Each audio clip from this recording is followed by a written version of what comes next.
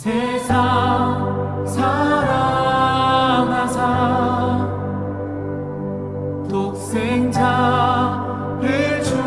주셔서 믿는 사람마다 멸망치 않고 영생을 얻게 하셨네.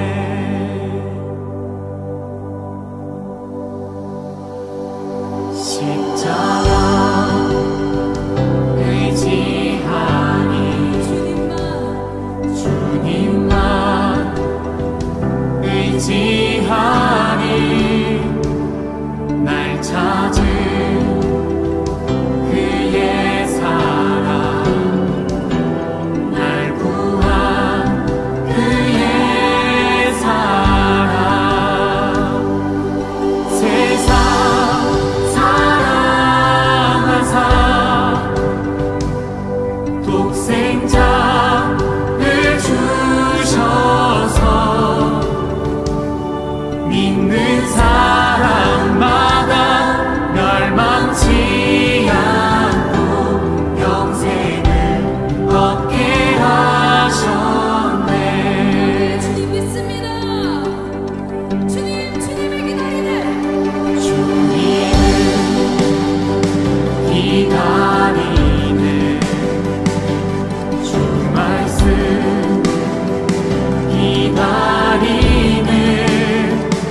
주 은혜로 구원된 나 은혜로 자유하네. 세상 사랑하사 독생자를 주셔서 믿는 사람마다 멸망치 않고 영생을 얻게 하셨네.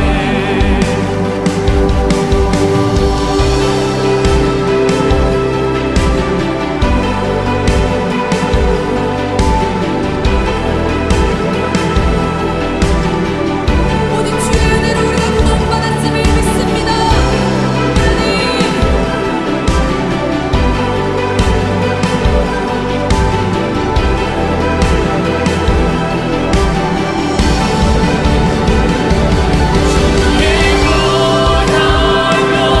나는 자유해.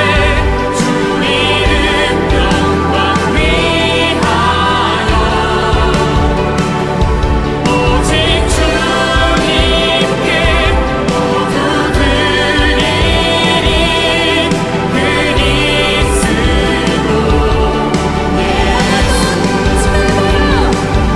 주의 보혈로 나는 자유해. 주 이름 영광 위하여 오직 주님께 모두 드리리.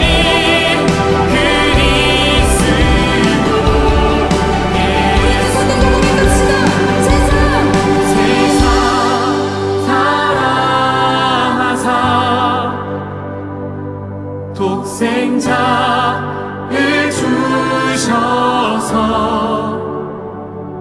믿는 사람마다 멸망치 않고 영생을 얻게 하셨네. 영생을 얻게 하셨네.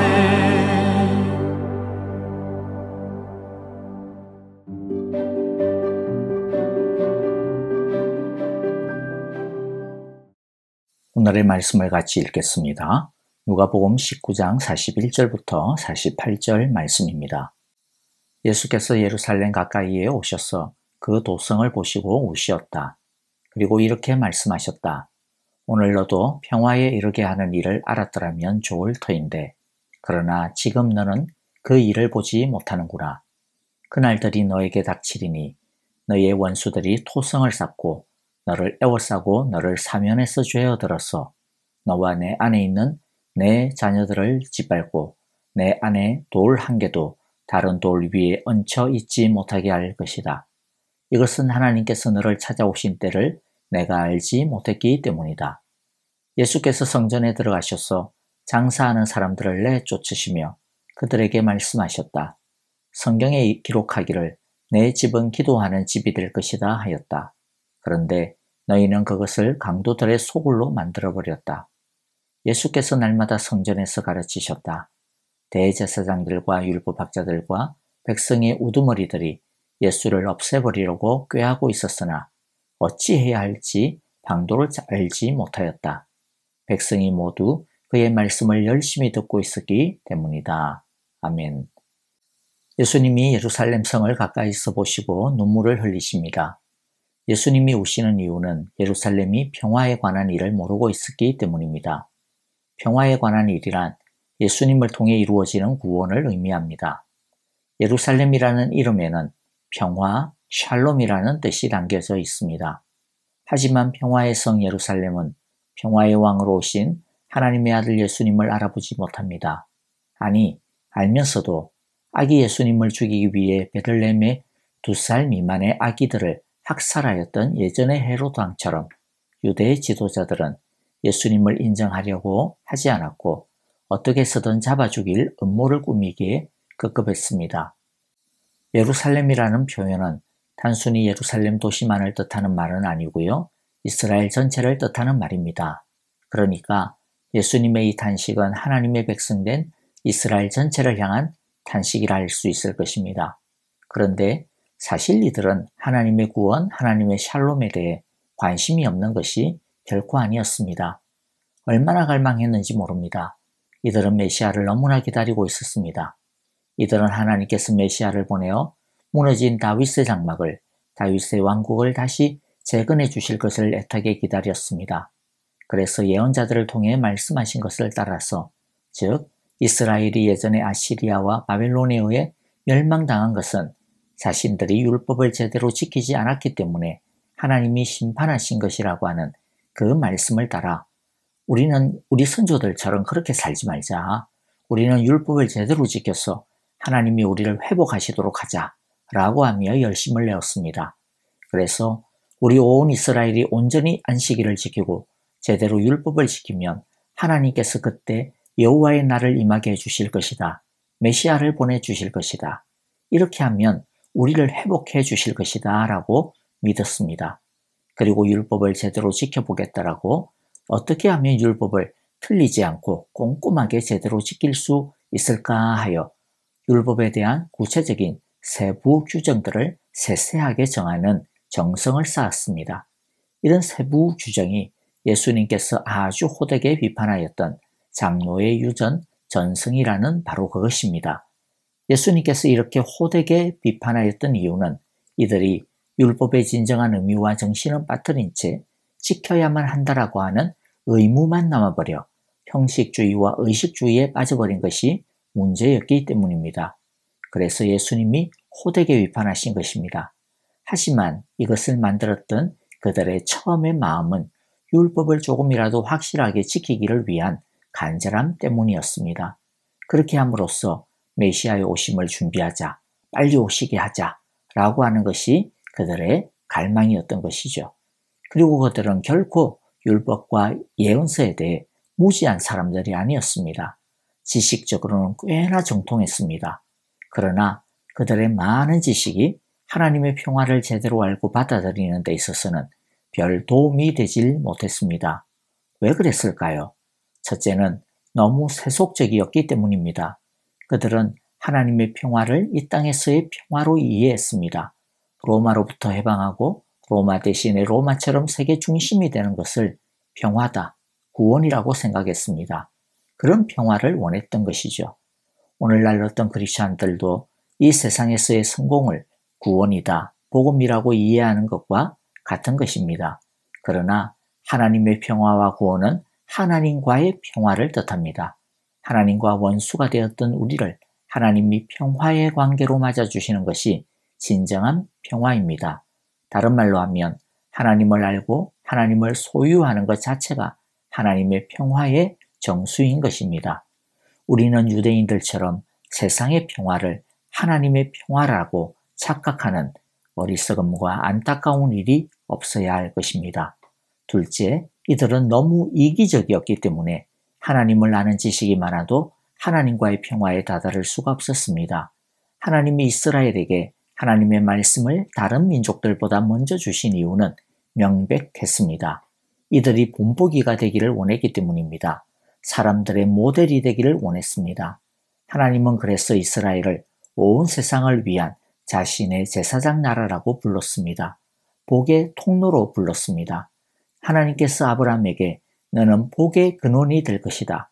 너를 축복하는 사람에게 내가 복을 베풀고 너를 저주하는 사람에게는 내가 저주를 내릴 것이다.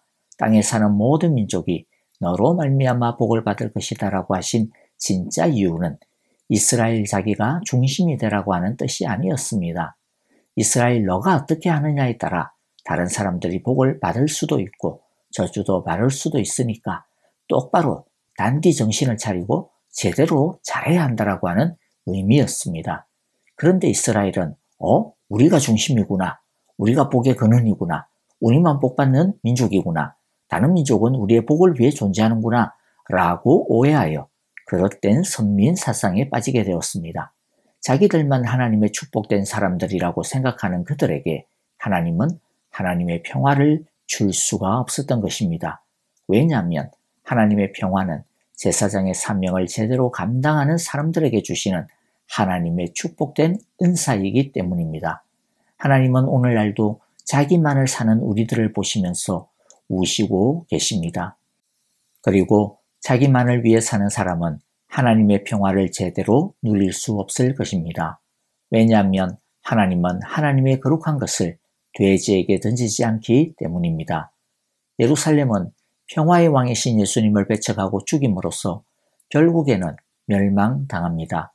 실제로 주 70년 로마 장군 티투스는 예루살렘을 철저히 파괴하고 사람들을 학살합니다. 평화의 왕이신 예수님을 배척한 결과는 돌 하나도 돌 위에 남지 아니하는 철저한 멸망이었습니다.